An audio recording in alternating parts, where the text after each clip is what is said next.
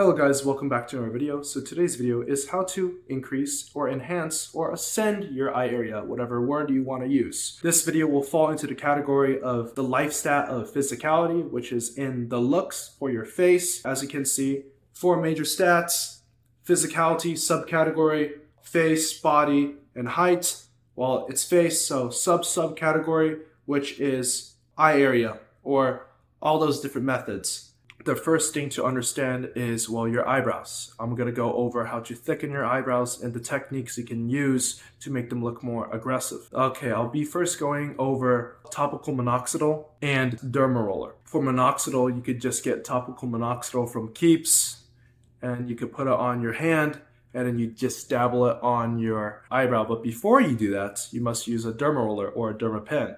A derma pen will be more expensive, but it's going to be more precise, while a derma roller will be more cheaper for you money cells out there. That's for the thickening of the eyebrow. But how do we shape our eyebrow to look more attractive? Well, there's 3 ways. When you're derma rolling, you're trying to have more volume here and more volume here. And after that, you're trying to trim it to a desired shape. One of the desired shapes or forms is you want more under your supposed default eyebrows, right? So that's the middle part, or like all around here. And then you just get the upper parts trimmed a little bit, so it'll bring your eyebrows slightly down. Of course, you cannot overdo this or else you'll look weird. But that's one way. The second method, or you could use all these methods all at once, but the second method is your lateral eyebrows. You're trying to make it go thicker up here so you could create more of that peak. If you were to squint more, or if you were to squint in a certain way like this, you see that peak? If you want a peak that is default, you're going to derma roll this place where there's going to be more volume of your eyebrows. And then you just get it trimmed because, it'll just be a big fuzz over here. So you're just going to get it trimmed and get that sharp. All right, but not too sharp where it's going to look like something weird. The third point is your medial eyebrows. So you're trying to get your eyebrows here as thick as possible. And then after that, or not as thick as possible, but noticeably thick. And after that, you're going to trim it. You're going to trim it slightly downward. So it's going to have more of a downward appearance. If you look at someone like Detmar Hoxha, his eyebrows are more circular. It is not that angular. It doesn't look that good compared to someone like Alain Delon, where he has that noticeable peak. Sean O'Prey, you don't want to really have his eyebrows because they're not that positively tilted or arched. By the way, for the derma roller part, you need titanium spikes. And I'll just list down Polyroll in the description so you could buy it. I am not sponsored. This is just all for you guys out there. If your eyebrows really are screwed, you could also go through the method of eyebrow transplant. Or you have hair transplant, but simply put, it is around your eyebrows. That is if you really can't force growth around your eyebrow region with minoxidil and a derma roller. And so this is a very drastic measure that you can take to max out your eyebrows. Besides eyebrows, there's also eyelashes. You could take oral minoxidil to just make everywhere more hairy, but beware, you might just develop hair everywhere. So we're trying to use topical methods. But you can also use eyelash serum to increase your eyelashes. So you will look more feminine, but also you will look more neotenous. You're just going to look more young, youthful, vital, like you're full of vitality. That's what we're trying to get at. Of course, you cannot overdo this and be a soy boy, because look at these soy boy cells in Korea. I absolutely despise them. That's for eyelashes, right? So we went over eyebrows and eyelashes. What else is there to the eyes? Well, of course, Squintmaxxing. I'll just put down the clip I used in my previous video to explain Squintmaxxing.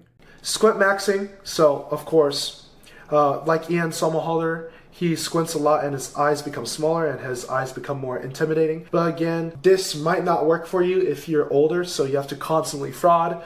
But if you're younger, like between the ages of 8 to 16, if you squint out in the sun, of course, don't fucking sun gaze, right?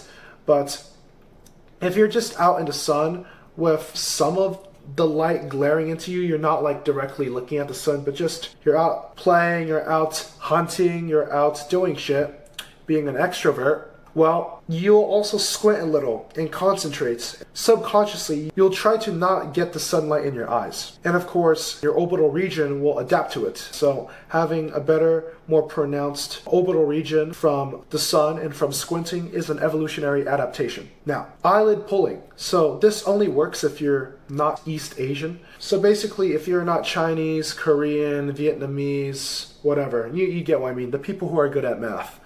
If you're not like that, well, this will work for you because you guys have double eyelids, and if you pull on the very upper eyelid a lot, it will drag down and it'll become more of a permanent feature. Think about it as this. If you're uncircumcised, you're pulling on your schlong, and when you're pulling on it, the skin will gradually loosen up. So you're trying to do that for your eyelids, and it will work. But if you don't believe me, there's a black YouTuber who did it where he had a shit ton of upper eyelid exposure, and he got rid of it doing eyelid pulling. But again, it may not work for you.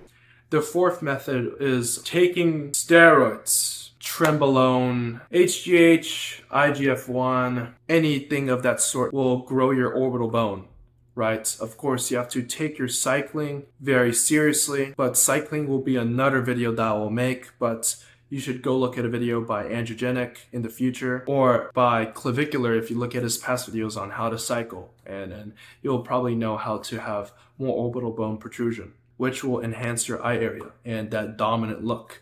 It will also make your nasal frontal angle look more acute, or your infraglobullar notch angle, whatever you call it. Another thing with going on steroids is that you could also bone smash your orbital rim, and you could also inject IGF-1, just like Arab Superman, to his zygos, but to your orbital bone. But I highly doubt you need to do this, because if you look at someone like Denis Saplenkov, well, you could definitely tell he is on HGH because he has acromegaly, a lot of orbital bone protrusion. His thumbs are literally so big to the point where a woman can grab onto it. I'm going to stop there. But yeah. The fifth way to increase your eye area's attractiveness is through an MSE, but this is if you really need it. So if you have a properly spread out palate with no crowded teeth, you probably don't need this. But if you want to increase your canthal tilt through your maxilla expanding, well, you need MSE or MRPE, which is very effective, but there might be some drawbacks. Some patients have said that they felt pain in their eyes from that skeletal expander, or they felt pain from that mid-palatal expansion. You have to really be careful about this, but I'd say MRPE is very effective, but it's also slightly more dangerous. But you could just completely stop if you just feel like it hurts a lot, or that it's really impacting your eyes in a very painful manner. I'd say take the risk, and you're not going to die from it. But if you are affected by this in any way, remember, I'm not a doctor.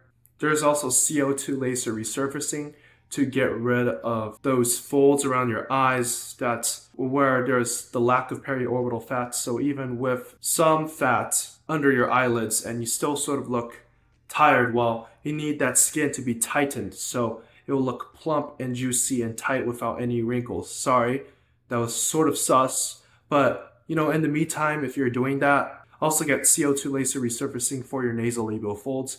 As you can see, I'm sort of developing them, but I'll wait for 5 years and get CO2 laser resurfacing for this part and this part so I can retain my youth. Now, let's go over surgical options, shall we? So for the eyes, you could also have fat transfer if you have a lot of upper eyelid exposure. You could also have fat transfer to the bottom of the eyes.